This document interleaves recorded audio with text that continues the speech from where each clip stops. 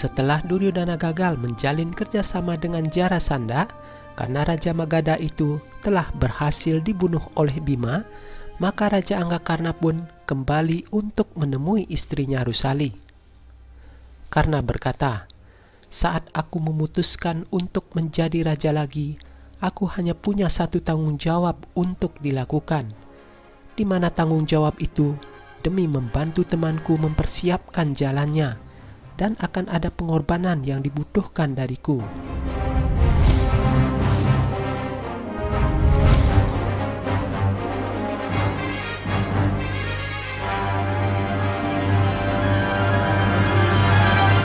Rusali sadar betul bahwa dia adalah seorang istri dari Raja Anggakarna, maka ia harus mendukung dan menerima segala keputusan dari suaminya tersebut.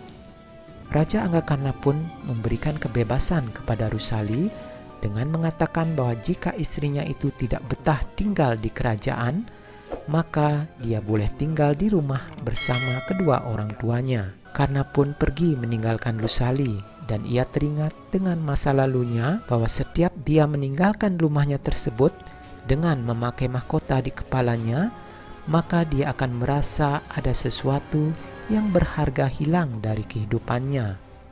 Diceritakan Karna bersama dengan Sangkuni dan para Kurawa pergi menuju Indraprastha untuk menghadiri upacara Raja Suyayasna.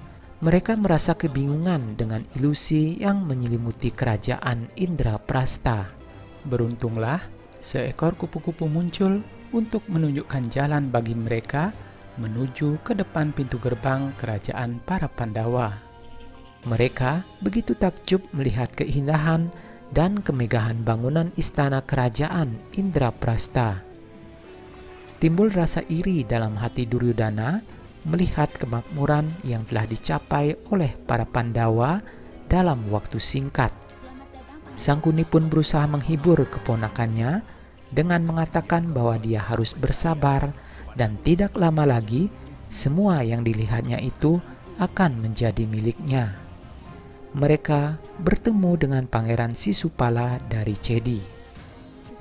Sempat terjadi ketegangan di antara mereka akibat perkataan Sisupala yang mempertanyakan kekuatan Hastinapura yang kini dikalahkan ketenarannya oleh Indraprastha. Sisupala berkata, "Hastinapura yang sudah 500 tahun masih belum bisa mencapai tahap yang seperti ini. Kau tahu kenapa? Karena kau sangat lemah." Beruntunglah Sangkuni bisa segera meredam ketegangan tersebut. Sisupala sangat membenci Krishna dan berniat untuk membalaskan dendam lamanya.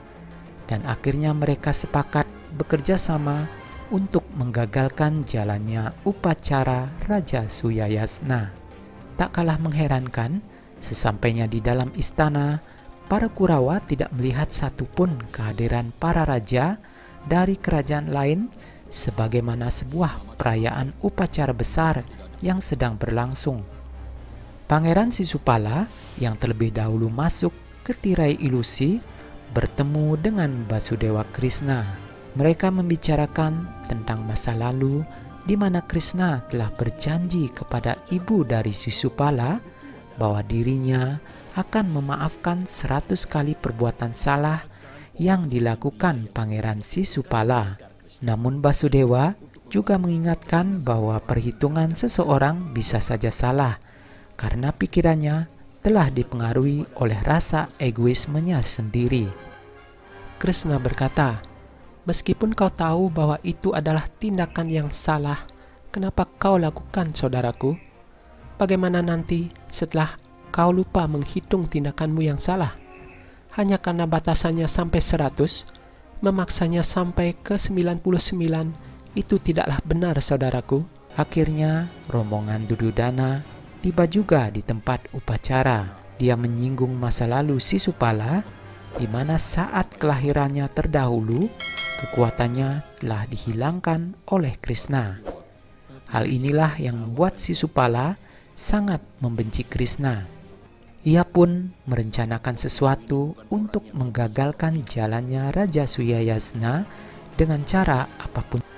Sisupala berkata, akan kunoda yasna ini bagaimanapun caranya, dan akan kubuat yasna ini tidak selesai bagaimanapun caranya.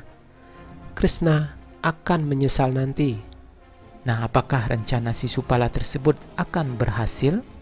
Dan bagaimana pula sikap Duryodhana melihat prestasi yang telah dicapai oleh para Pandawa? Nantikan kisahnya dalam episode selanjutnya.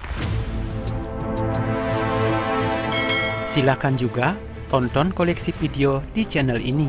Dan jangan lupa klik like, subscribe, dan aktifkan loncengnya agar kalian tidak ketinggalan notifikasi video-video selanjutnya.